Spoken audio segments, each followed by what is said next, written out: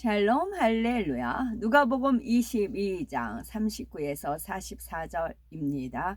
예수께서 나가사 습관을 따라 감람산에 가심에 제자들도 따라갔더니 그곳에 이르러 그들에게 이르시되 유혹에 빠지지 않게 기도하라 하시고 그들을 떠나 돌 던질 만큼 가서 무릎을 꿇고 기도하여 이르시되 아버지여, 만일 아버지의 뜻이거든 이 잔을 내게서 옮기시옵소서. 그러나 내 원대로 마옵시고 아버지의 원대로 되기를 원하나이다 하시니 천사가 하늘로부터 예수께 나타나 힘을 더하더라. 예수께서 힘쓰고 애써 더욱 간절히 기도하시니 땀이 땅에 떨어지는 핏방울 같이 되더라. 아멘. 에레미야 33장 3절입니다. 너는 내게 부르짖으라. 내가 네게 응답하겠고 네가 알지 못하는 크고 은밀한 일을 네게 보이리라. 아멘. 데살로니가 전서 5장 17절입니다. 쉬지 말고 기도하라. 아멘. 제목은 최고의 기도 모델 예수님이십니다. 부모를 사랑하는 자녀는 학교나 직장에서 있었던 일들을 부모와 조곤조곤 나누며 이야기꽃을 피우지요. 또 무엇이 필요하면 자녀로서 당당하게 요구하며 부모에게 스스럼 없이 사랑의 표현을 합니다. 이처럼 하나님의 자녀들이 아버지 하나님과 사랑의 대화를 나누는 것이 바로 기도입니다. 영이신 하나님께서도 사랑하는 자녀와 대화를 주고받으며 깊은 사랑 나누기를 원하시지요. 그래서 하나님과 근본 하나이신 예수님께서 육신을 입고 이 땅에 오셔서 친히 기도에 대해 가르치시고 본을 보여주셨습니다. 기도는 성령 받은 하나님의 자녀에게 주신 응답의 열쇠이며 축복의 통로입니다. 과연 예수님께서 가르쳐 주신 기도의 요령은 무엇일까요? 마태복음 6장, 누가복음 11장에 예수님께서 친히 가르쳐 주신 기도, 곧 주기도문이 나오지요. 이는 자녀로서 아버지 하나님께 기도하는 데 꼭 필요한 내용입니다.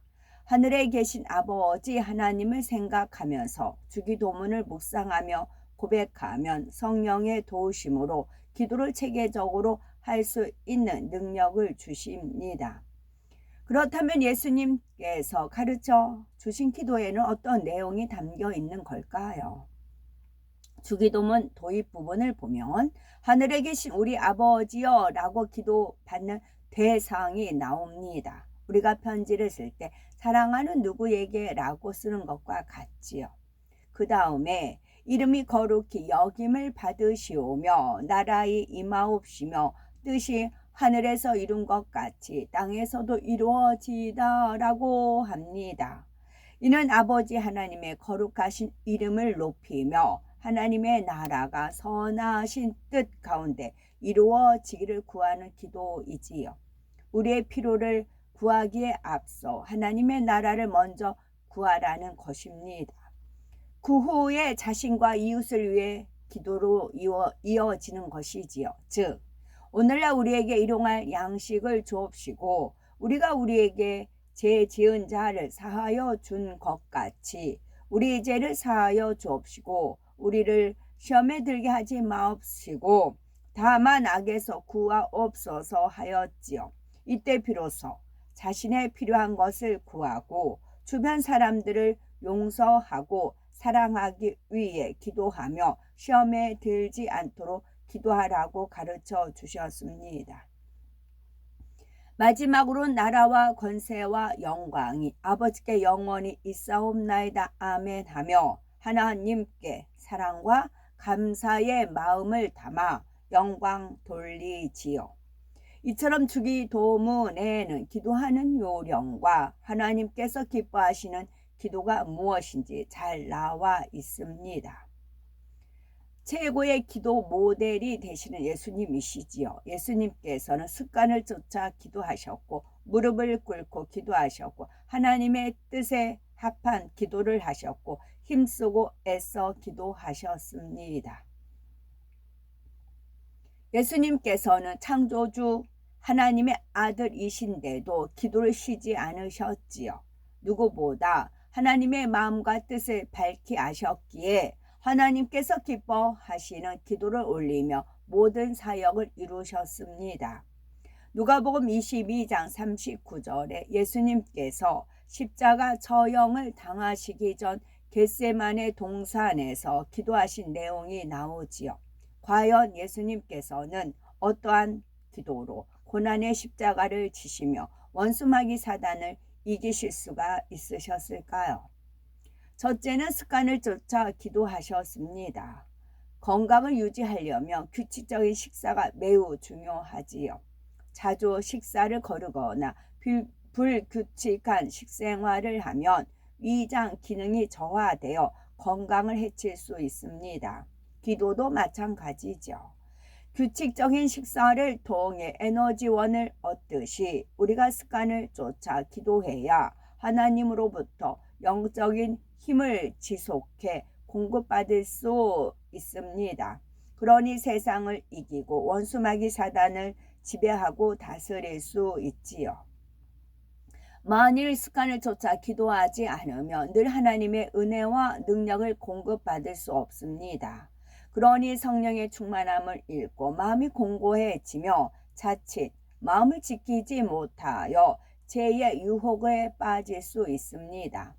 하나님께서는 사랑하는 자녀들이 항상 쉬지 말고 기도하기를 원하십니다. 쉬지 않고 기도할 때 하나님께서 다가올 시험을 물리쳐 주실 수 있기 때문이지요.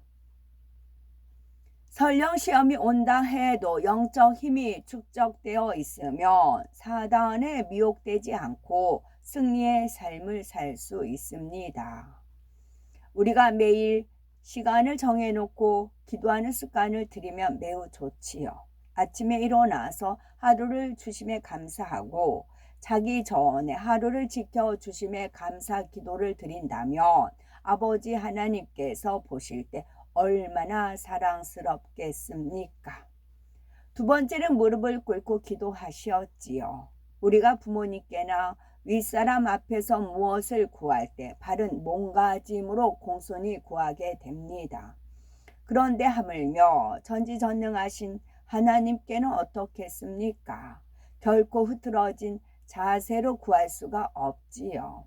하나님의 아들이신 예수님께서도 겸손한 자세로 무릎을 꿇고 기도하신 것을 볼 수 있습니다.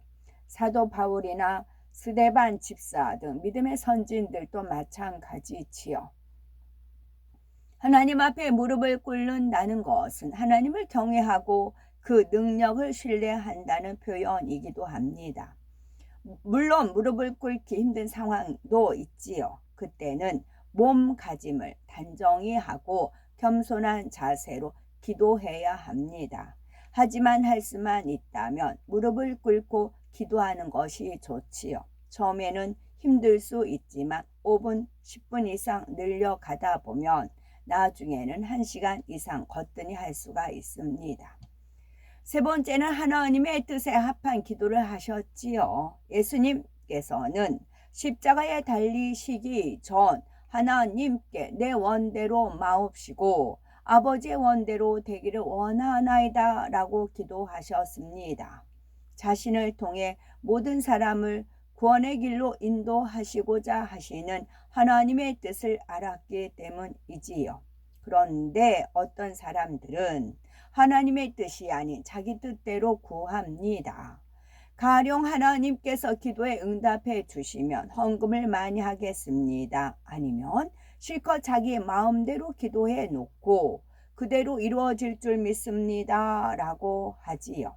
그러다가 시간이 지나도 응답이 오지 않으면 원망불평하며 낙심합니다.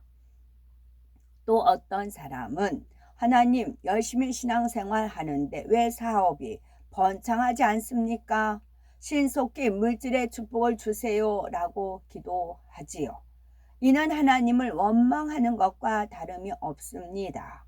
더구나 욕심과 사심을 갖고 기도한다면 응답받을 수 없지요. 바로 하나님의 뜻에 합한 기도, 선한 기도를 올려드려야 합니다. 또한 하나님 앞에 맡겨드리는 기도를 해야 하지요. 합력하여 선을 이루시고 항상 좋은 것을 주시는 사랑의 하나님을 믿기에 어떤 결과에도 감사하는 마음으로 기도할 때 하나님께서 가장 좋은 길로 인도해 주십니다. 네 번째는 힘쓰고 애써 기도하셨지요. 누가복음 22장 44절에 예수께서 힘쓰고 애써 더욱 간절히 기도하시니 땀이 땅에 떨어지는 핏방울 같이 되더라 했습니다. 당시 겟세마네 동산은 기온이 낮아 땀이 날 수 있는 상황이 아니었습니다. 그런데도 땀방울이 핏방울 같이 되었다는 데에서 얼마나 마음과 뜻과 힘을 다해 기도하셨는지 알 수 있지요. 에레미야 33장 3절에 너는 내게 부르짖으라 내가 네게 응답하겠고 네가 알지 못하는 크고 비밀한 일을 네게 보이리라 라고 하나님께서 약속하셨습니다. 부르짖는 기도가 중요한 이유는 잡념이나 피곤, 졸음이 틈타지 않고 중심으로 기도할 수 있기 때문이지요. 또한 성령이 충만하고 원수마귀 사단의 세력이 물러갑니다. 그러니 응답은 물론 하나님께서 크고 비밀한 일도 보여주시는 것입니다. 초대교회가 큰 핍박 속에서도 부르짖어 기도하여 성령 충만함으로 하나님을 기쁘게 하였지요. 오늘날에도 부르짖어 기도하며 하나님의 뜻대로 행하는 교회는 성령이 역사하여 기사와 표적이 나타나며 큰 부흥이 일어납니다. 그런데 조용히 묵상 기도하는 것이 마치 경건하고 거룩한 것이냐 가르치는 경우가 있겠지요. 물론 조용히 묵상 기도를 해야 할 때도 있습니다. 예배 전에 와서 기도하거나 밤늦게 이웃에게 피해를 주지 않도록 조용히 할 때도 있습니다. 이런 경우가 아니라면 부르짖어 기도해야지요. 하나님께서는 땀 흘려 중심으로 부르짖어 기도할 때 은혜와 능력을 주시며 응답으로 축복해 주십니다. 아멘. 스데반 집사, 초대교회 최초의 순교자입니다. 그는 성령과 지혜가 충만한 사람으로 교회 안에서의 구제 사역을 맡은 7 집사 중 한 사람으로 뽑혔으며 은혜와 권능이 충만하여 큰 기사와 표적을 행하였지요.